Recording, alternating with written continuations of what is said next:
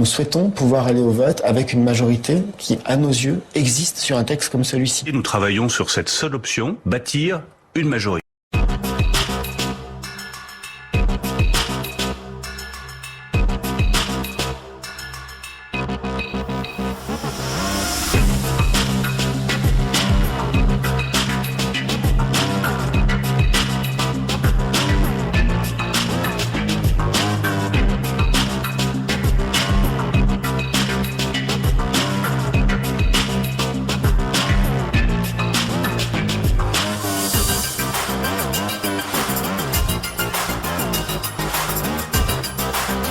J'entends parfaitement que vous cherchez à me faire sortir une phrase pour dire... Non, en fait, évidemment, c'est la seule question de la semaine. Parce qu'on me pose la question, des fois j'ai des journalistes qui me rappellent après, alors mais en vrai, non.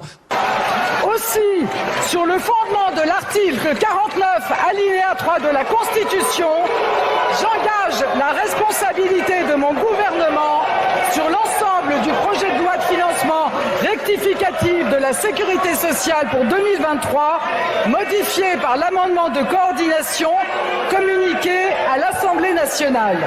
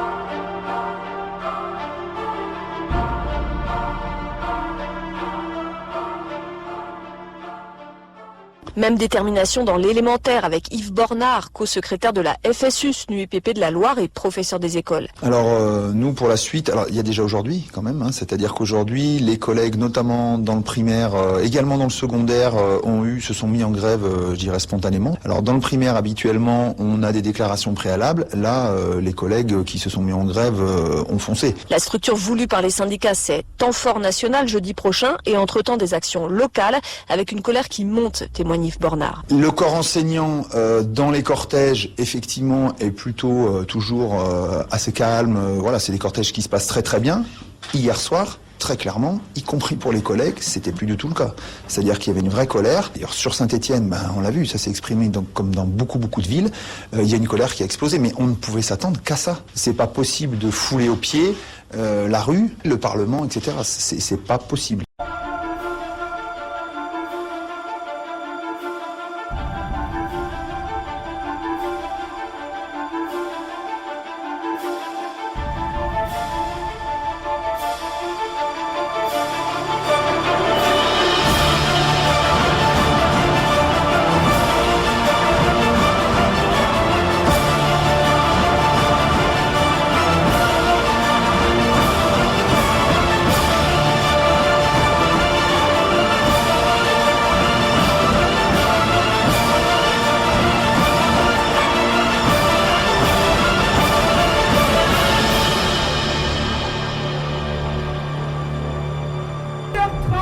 Devant la gare de Roanne, soyez présentes et présents, Rouennaises et Rouennais, soyez là, 10h30 devant la gare.